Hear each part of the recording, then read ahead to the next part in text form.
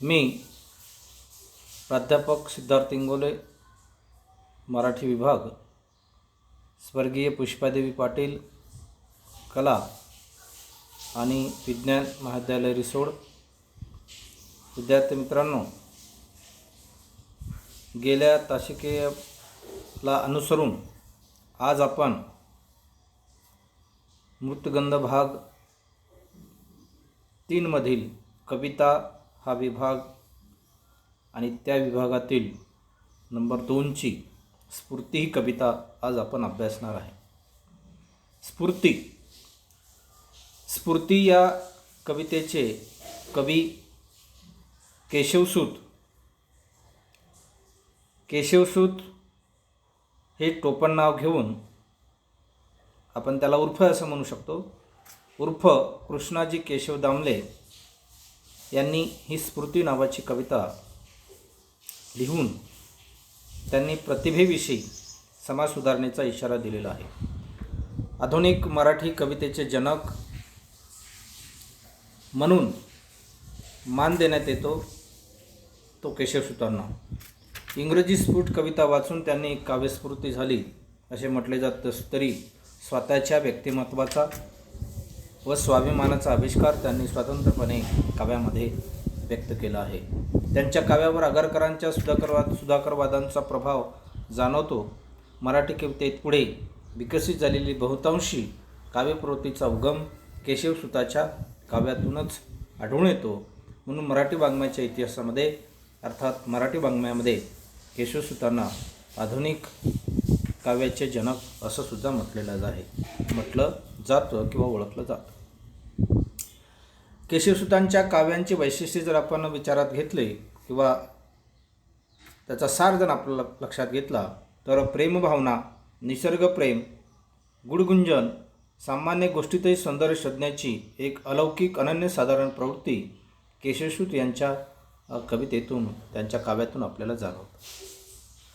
सामाजिक क्रांतीचे आव्हान त्यांच्या काव्यातून आढळते. आशय आणि अभिव्यक्ती या दोन्ही दृष्टीने त्यांनी आधुनिक मराठी कवितेत आमूलाग्र परिवर्तन घडवून आणलेले आहे. नवी वृत्ते, सुनीतासारख्या काव्यप्रकार, आधुनिक काव्यप्रकार त्यांनी हाताळलेला आहे. त्या नवीन आशयाला अनुकूल अशी काव्याची वेगळी भाषा रूढ केलेली श्रेयही केशवसूतांना द्यावं लागतं. अर्थात मुक्त काव्याची प्रेरणाही सुद्धा केशवसूतांच्या काव्यातून घेतलेली आहे. आणि स्फूर्ती जी कविता आहे ती याच अनुषंगाने या पाठामध्ये या कवितेमध्ये ती वर्णन केलेली आहे.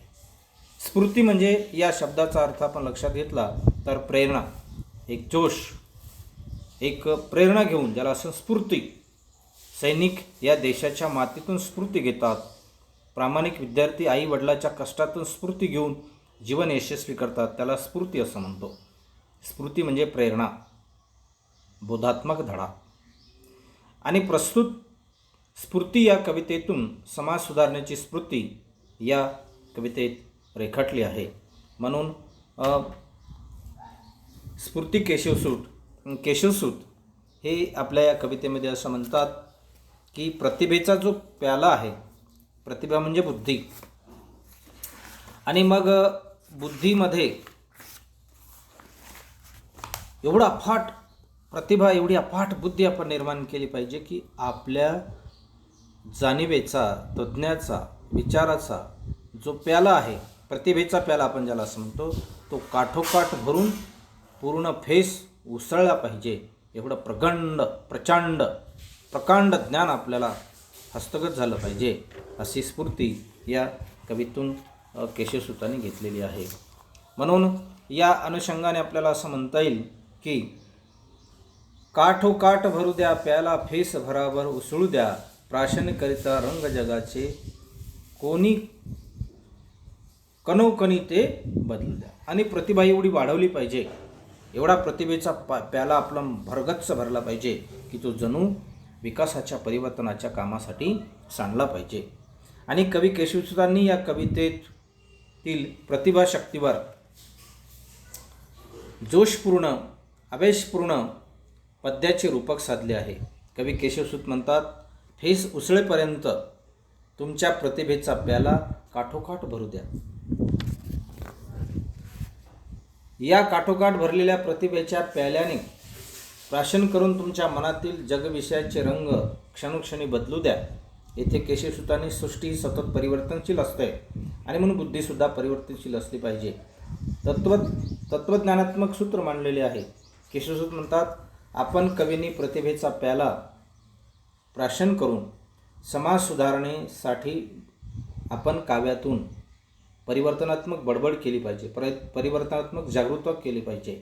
लोक आपल्याला मद्यपी म्हणतील, वेडा म्हणतील, बडबड्या म्हणतील तरी चालेल, पण ती बडबडीतून आपण परिवर्तन करण्याचं एक स्फूर्ती आपण या कवितेतून आम्हा घेतली पाहिजे.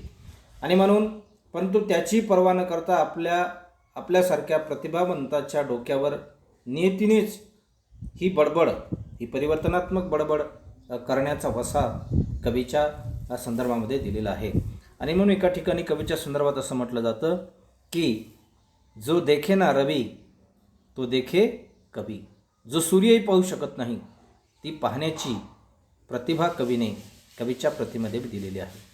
म्हणजे दुःख असेल, भावना असेल, प्रेम असेल, सुख असेल, विधवांचं दुःख असेल, आईचं दुःख असेल, वडिलांचं दुःख असेल, अशा अनेक गोष्टी आपण काव्यातून व्यक्त करू शकतो. म्हणून कवी केशवसूत असं म्हणतात की या प्रतिभेच्या प्रशासनाने आपल्या जिभेची बंधने सैल करा. त्या पेयाच्या उष्णतेने पृथ्वी आणि स्वर्ग वेगाने मिसळून घ्या.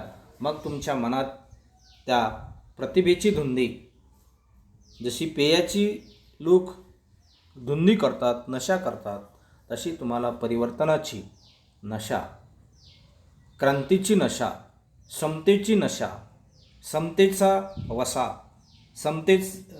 बंधुत्वाचा वारसा घेऊन तुम्ही जगामध्ये परिवर्तन केलं पाहिजे. आणि हे परिवर्तन करण्यासाठी कवीने म्हटलेलं आहे, काठोकाठ भरू द्या पेला, फेस भराभर उसळू द्या, प्रासनिकरिता रंग जगाचे क्षणोक्षणी ते बदलू द्या, कणाकणाला बदलू द्या. तुमच्या भाळी कटकट लिहिली सदैव वटवट करण्याची.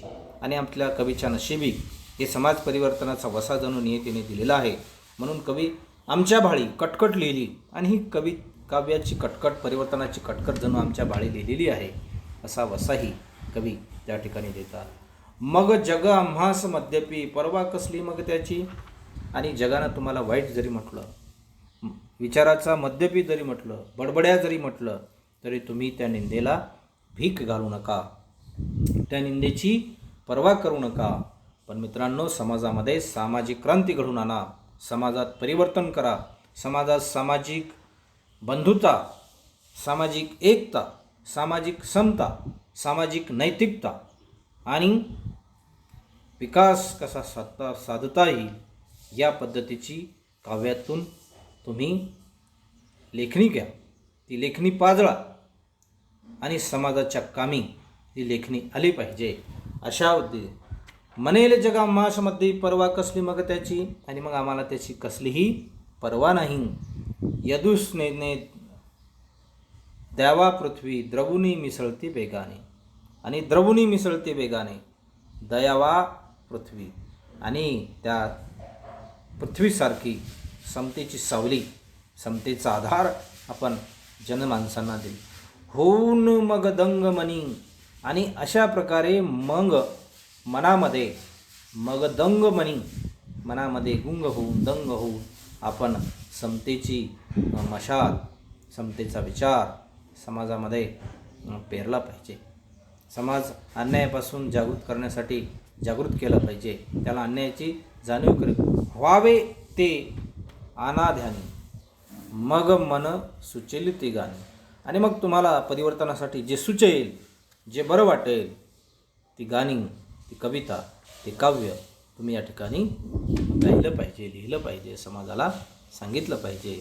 अशी स्फूर्ती जर तुम्ही घेऊन जीवनभर जगत असाल तर गा मग सुचतील ती गाणी. आणि तुम्हाला जी गाणी सुचतील, जे शब्द आठवतील क्रांतीसाठी, समतेसाठी, बंधुत्वासाठी, न्यायासाठी, ते तुम्ही निश्चित वापरा. पुसुनी त्याचे शब्द रूढीचे दयास झनी ते खवळू द्या. आणि सागर ज्याप्रमाणे खवळतो, सागराला ज्याप्रमाणे भरती ओटी येतो, त्याचप्रमाणे तुमच्या विचाराला, तुमच्या प्रतिभेला भरती ओटी येऊन इथे क्रांती झाली पाहिजे. म्हणून केशवसूत म्हणतात स्फूर्ती. स्फूर्तीप्रमाणे ती तुतारीसुद्धा दुसरी एक कविता लिहितात आणि त्या कवितेमध्ये असं सांगतं की तुतारी हे जागृतीचे एक प्रतीक आहे. समतेची तुतारी मला द्या, असा ही तुतारी या कवितेतून कवी केशवसुतांनी संदर्भ दिलेला आहे.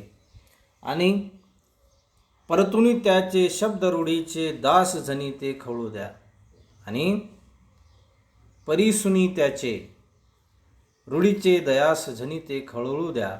म्हणजे असा समुद्र खळवळल्यानंतर, समतेचा समुद्र खळवल्यानंतर समाजामध्ये खरं तर समता प्रस्थापित निर्माण होईल, सामाजिक बंधुता निर्माण होईल, सामाजिक ऐक्य निर्माण होईल.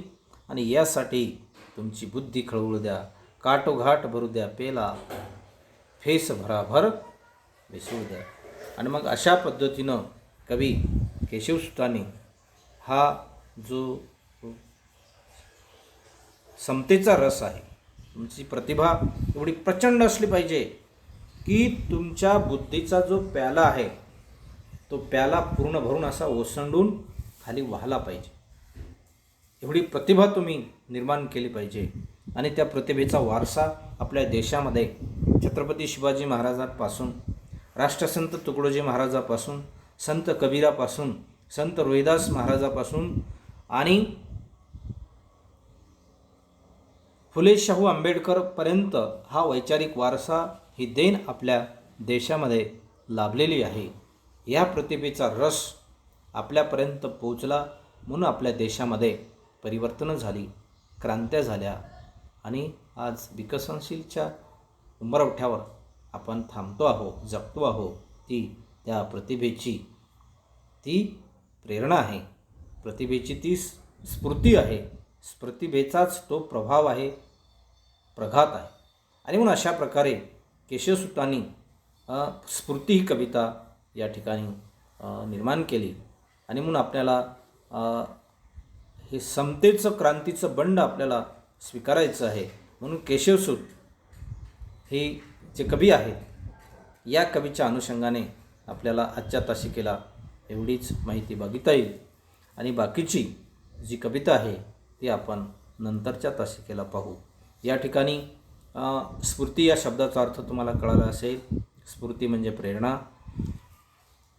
काठोकाठ भरू द्या प्याला, हा बुद्धीचा जो प्याला आहे, बुद्धीचं जे भांडं आहे ते संघर्षातून, अभ्यास करून, त्यागातून, नैतिकतेतून, बुद्धीतून तावून सलाखून निघून ते भांडं पूर्णपणे फुल्ल काठोकाठ सांडेपर्यंत भरू द्या, असा एक सल्ला, असा एक इशारा, अशी एक प्रेरणा कवी केशवसुतांनी या काव्यातून तुम्हा आम्हाला सांगितलेली आहे.